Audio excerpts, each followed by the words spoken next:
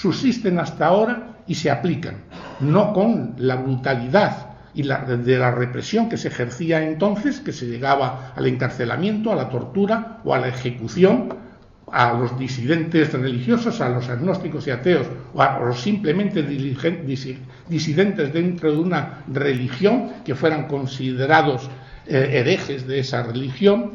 Pero lo que hoy subsiste es, sin esa represión, lo que se hace es un olvido, una marginación de ateos y agnósticos y una marginación de la disidencia de los disidentes dentro de la Iglesia Católica, por ejemplo, que curiosamente son la inmensa mayoría de los católicos.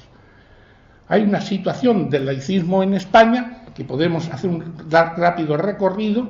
Nosotros consideramos que es un Estado aconfesional de derecho, pero criptoconfesional católico de hecho, y con concesiones pluriconfesionales, que son las que se están consiguiendo a través de 30 años de ejercicio de la ley de libertad religiosa que ahora se quiere simplemente modificar. Es una constitución que es aconfesional, según las sentencias del Tribunal Constitucional.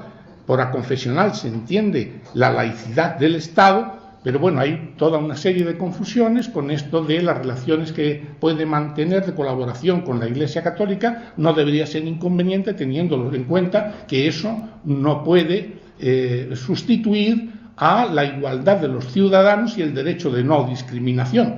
Pero después de la Constitución, tan solo 6 días después de aprobada la Constitución y pasando por medio el fin de año, el Estado, que es un Estado preconstitucional, realiza una firma de acuerdos con la Santa Sede que tenía cocinados en la ignorancia de todas las fuerzas políticas que contribuyeron a hacer la Constitución, y que constituye el verdadero nudo gordiano del laicismo. Mientras se mantengan los acuerdos con la Santa Sede, muy poco se puede avanzar en el laicismo. Tienen esa gestación antidemocrática de un gobierno preconstitucional y que además son claramente contradictorios con la Constitución.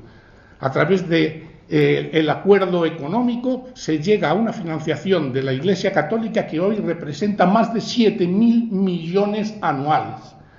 A través de los acuerdos de enseñanza se establece que la religión católica se enseñará en los centros públicos, aunque no sea obligatoria para todos, pero se enseñará, con lo cual se crean los guetos religiosos, haciendo imposible el que la escuela sea laica. En los acuerdos jurídicos se llega a situaciones como las que hoy está padeciendo, y aquí entramos ya en el tema de la apostasía, que resulta que los archivos de la jerarquía eclesiástica, del episcopado, etcétera, son intangibles, no se pueden tocar. Y por último se establecen toda una serie de relaciones, de intromisiones de la Iglesia a través, por ejemplo, de los acuerdos con el ejército, con la construcción de un vicariato que implica sacerdotes pagados con dinero público, considerados como funcionarios, aparte de otros contratados libres también pagados por el Estado. Bien, la Ley Orgánica de Libertad Religiosa se firma un año después, en el 80, y se dice en el preámbulo: el Estado garantiza el derecho fundamental a la libertad religiosa y de culto, reconocida por la Constitución. Para empezar, se hace una transcripción falsa, porque lo que la Constitución establece es la garantía del derecho fundamental a la libertad de igualdad, a la libertad, ideológica, religiosa y de culto. Han quitado el concepto de ideológico, con lo cual rechazan todas las concepciones que no sean religiosas. Y por si fuera poco, encima añaden este párrafo: quedan fuera del ámbito de protección de la presente ley la difusión de valores humanísticos o espirituales y otros fines análogos que sean ajenos a las religiones. Aquí todo lo que no sea religioso no vale. Todos los valores humanísticos creados por la Ilustración quedan anulados porque aquí no interesa mantenerlos. Hay claramente una discriminación de las creencias no religiosas con arreglo a ese concepto de libertad religiosa que decíamos que excluía desde el siglo XVII a todas las creencias no religiosas. Con lo cual, agnósticos y ateos, que representan el 22% de la población, son excluidos. Es decir, quedan con un ostracismo. Llevamos 30 años esperando esa ley de libertad de conciencia que parecería que es lógico que se han hecho una división entre libertades ideológicas y libertades religiosas viniera a continuación. Llevamos más de un cuarto de siglo esperando y los partidos que ejercen el poder desde la Constitución se niegan a hacer una ley de libertad de conciencia.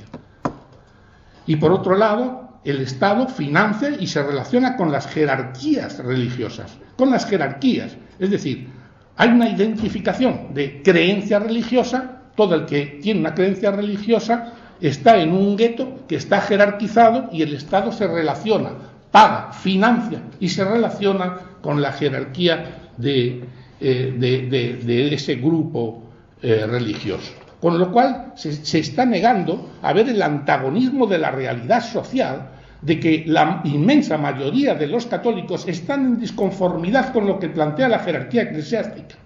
Y también, además, con ello, al entregar dinero a esa jerarquía, lo que hace es someter las conciencias de esa mayoría de católicos a la conciencia que sale de esa jerarquía. Veamos dos pinceladas simplemente sobre ello, el antagonismo entre jerarquía eclesiástica y mayoría de católicos. En las declaraciones del IRPF difícilmente superan el 30% las personas que suscriben la casilla, a pesar de que, según la encuesta de abril del CIS del mes pasado, el 72% de la población española se declara católica, ¿no? Y sin embargo, a pesar de que no le supondría ni un solo céntimo, tan solo el 30% suscribe la casilla. Es una clara prueba de la separación, del antagonismo.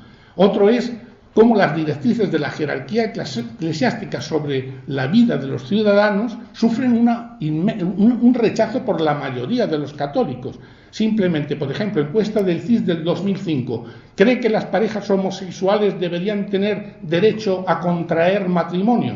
Pues resulta que contestan que no, solamente el 27%, que viene a coincidir con esos católicos, apostólicos y romanos que van a misa más o menos con una cierta frecuencia y se les puede considerar católicos practicantes. Pero ese 66% de la población que sí aprueba algo que la jerarquía eclesiástica está haciendo verdaderas campañas y gastándose inmensas cantidades de dinero, muestran el antagonismo que decíamos. Con lo cual, lo que se entiende por la libertad religiosa realmente es contraria a la libertad de conciencia de católicos discrepantes, que representan el 50% de la población, sumados al 20% de agnósticos y ateos que antes veíamos, suma un 72% de la población que no entra dentro de ese concepto de libertad religiosa. La libertad religiosa, hoy, según se está concibiendo y según se está modificando la ley, trata de ayudar a ese 2,3% de personas que no son creyentes, pero no de la Iglesia Católica. Bien, para escuela laica simplemente comentar, como he hecho al inicio, que lo que trata es del derecho del menor a formar su conciencia, a formarla construyendo su autonomía moral mediante el ejercicio de su capacidad crítica. Por lo tanto, lo que no cabe es una escuela laica que no contemple que desaparezcan de ella los guetos religiosos que impiden realizar esa formación de la autonomía moral. Y desde luego, sin centros con idearios, que ahora mismo el pacto educativo está diciendo que los centros privados, que la mayoría son de ideario católico, resulta que los está concibiendo como formando parte del sistema público de enseñanza, lo que supone un retraimiento. Bien, simplemente rápidamente sobre la apostasía, el bautismo resulta una integración a la comunidad religiosa y un compromiso de los padrinos a formar la conciencia heterónoma, que está en contra de todo lo que decimos. Luego el bautismo es un acto contra la libertad de conciencia de la persona.